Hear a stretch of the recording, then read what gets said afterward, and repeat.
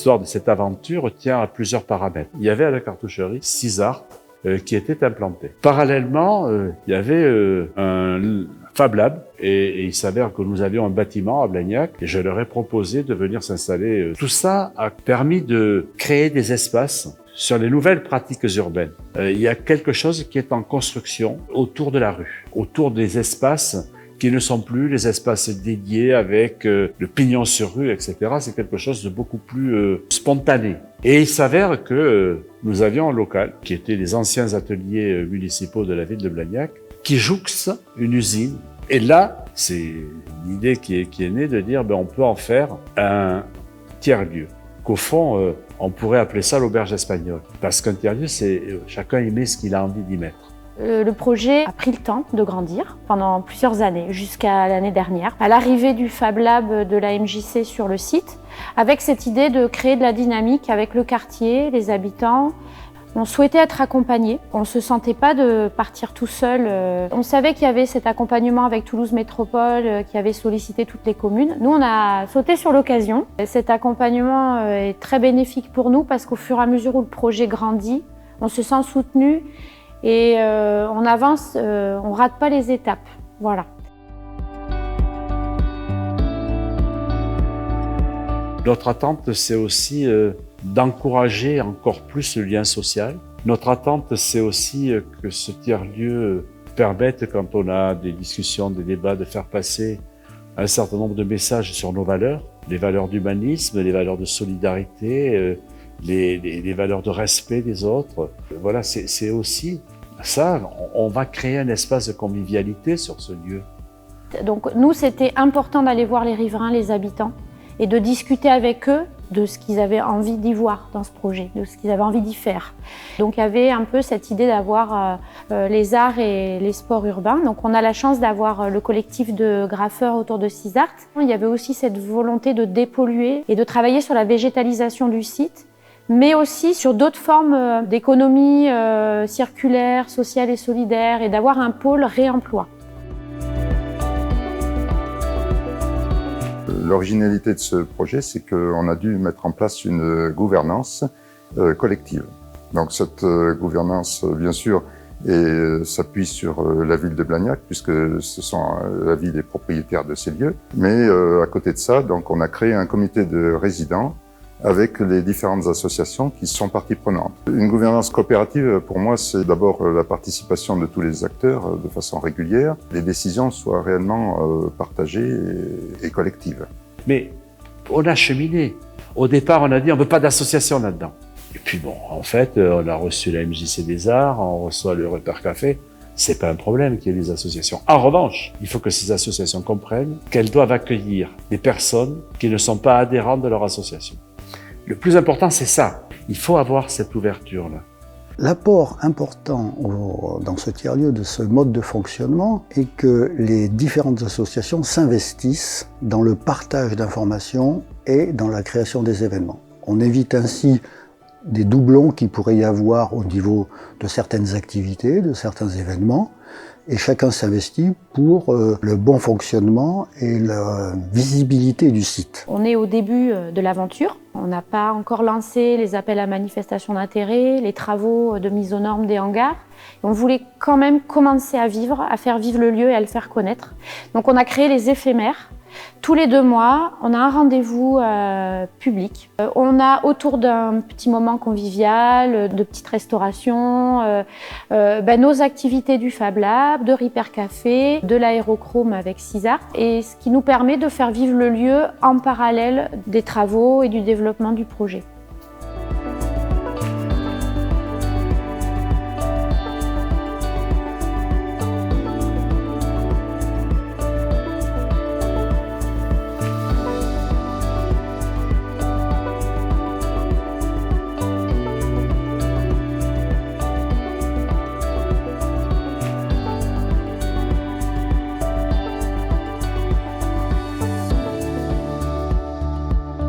Le projet est parti déjà d'un besoin de rénovation du bâtiment de la maison Les Risques, qui se trouve derrière moi. En fait, cette maison, elle répondait plus du tout aux normes d'accessibilité, d'un point de vue des performances énergétiques. C'était une vieille bâtisse qui avait besoin clairement d'un rafraîchissement. Donc, À l'arrivée aux responsabilités, les élus ont souhaité sonder la population pour voir qu'est-ce qu'ils y verraient dans ce bâtiment-là, qui est un bâtiment en plus très central, et donc avec un enjeu de territoire, d'emplacement qui est important pour la commune.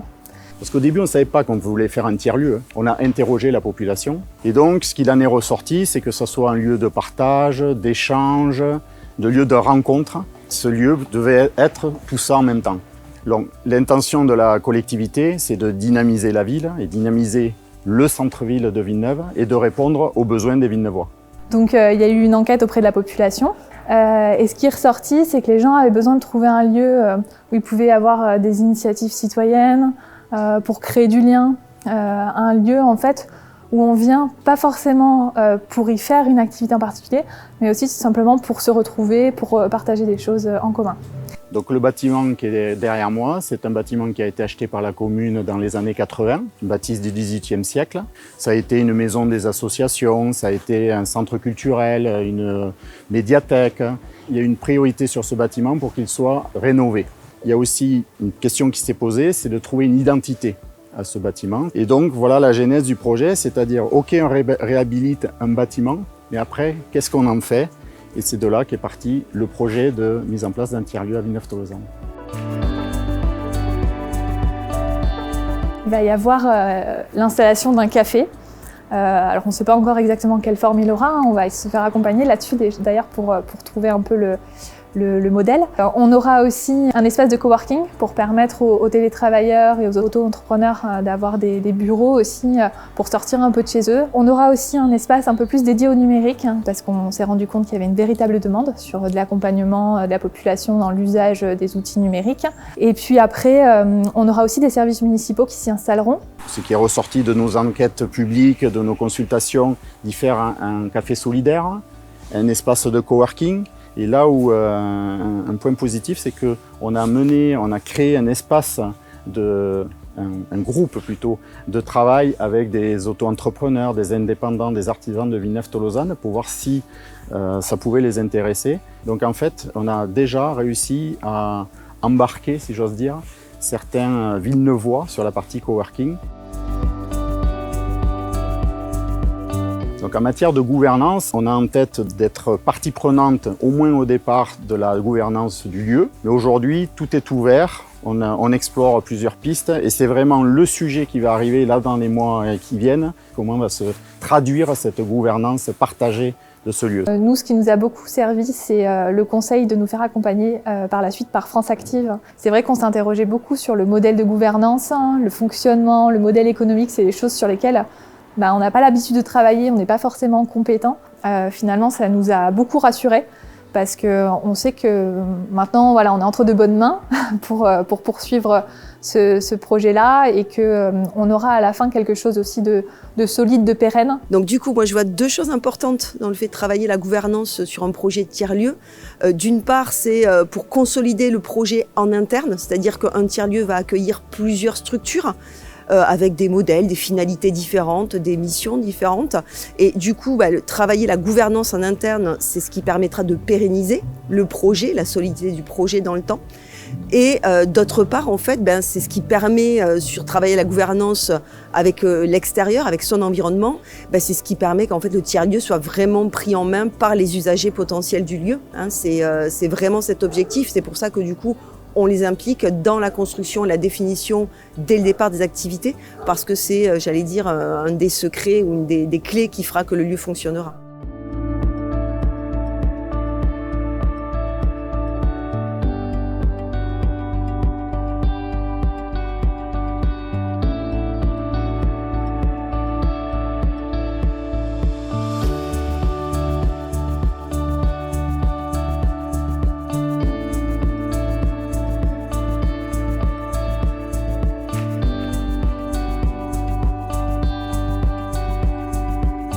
Alors, pourquoi un tiers-lieu à l'Union ? Je pense que ce n'est pas une spécificité propre à l'Union, parce que dans tous les tiers-lieux, quelles que soient les activités que le tiers-lieu va abriter, ces tiers-lieux doivent permettre de créer du lien social. Donc c'est vrai que le projet de tiers-lieu que nous avons à l'Union, ça fait quelque temps déjà que nous travaillons dessus. Premier point, si vous voulez, c'est vraiment déjà de créer du lien social. Que ce soit un espace de rencontre, un espace d'échange, que ce soit un lieu où justement tout le monde puisse venir se retrouver, assister à des ateliers, à des débats, des expositions, venir voir un spectacle, venir écouter de la musique. Voilà, on veut vraiment que ce soit un lieu qui crée du lien. Le constat a été fait sur une concertation concernant le cœur de ville, où il apparaissait que la demande des citoyens unionnais était celle de pouvoir avoir un lieu où on puisse se rencontrer, où on puisse élaborer des projets, où on puisse venir se poser, boire un verre. Début 2020, nous avons commencé à trouver le local adéquat et idéal, qui se trouve vraiment dans le cœur de ville tel qu'il est en train de commencer à se décider, qui est donc un lieu qui est historique, puisque c'est l'ancienne école, mairie-école de la ville. Alors pourquoi ici ? Ici, on est placé vraiment au cœur de ville. Si on reprend l'histoire de cette ville, l'animation, elle était ici, puisqu'on avait auparavant une mairie, une école. Et ensuite, on avait des maisons isolées, des petites fermes isolées, et ils se retrouvaient ici. Vous avez l'église en face. Donc on retrouve cette envie de se retrouver dans ce cœur de ville. Le prochain tiers-lieu qui va ouvrir à l'Union va s'appeler l'Estanquet de l'Olivier. C'est un lieu où on va retrouver un café. Bien sûr, on pourra se retrouver, venir boire un coup ensemble, de la petite restauration rapide également. C'est un lieu qui accueillera beaucoup d'événements culturels. Et c'est également un lieu où on va pouvoir venir travailler, un petit espace de coworking. Donc c'est un lieu, on parle de café culturel, parce qu'effectivement, on souhaite que dans ce lieu, il y ait des animations, des actions culturelles, mais peut-être aussi des choses nouvelles, de propositions de citoyens ou d'associations unionnaises. Ça peut prendre proportion économie sociale et solidaire, coworking, etc. Voilà. Mais on commence doucement et les choses se multiplieront au fil du temps. Nous sommes une association, l'Estanquet de l'Olivier. On a répondu à un appel d'offres qui avait été fait par la mairie. Donc nous, on va prendre la gestion du café culturel. On proposera des concerts, des expositions, du théâtre. On essaiera de proposer du coworking aussi, des coins lecture, jeux de société, puis tout simplement un lieu de rencontre intergénérationnelle. Tout ça se programme, bien sûr, avec des assos et des bénévoles qui vont être importants aussi pour le développement de ce lieu qui va être pour nous un lieu de rencontre encore et de partage. La collaboration avec la mairie va être importante pour ne pas faire de doublons. Parce qu'ils ont quand même une animation, eux, en interne. Et nous, ce qu'on va apporter en plus, c'est une animation et des ateliers à la semaine. On est à cette étape-là, à bien définir cette gouvernance partagée entre le délégataire, les services municipaux, les élus, participation aussi des contributeurs, des usagers. On a des pistes, mais il faut la finaliser.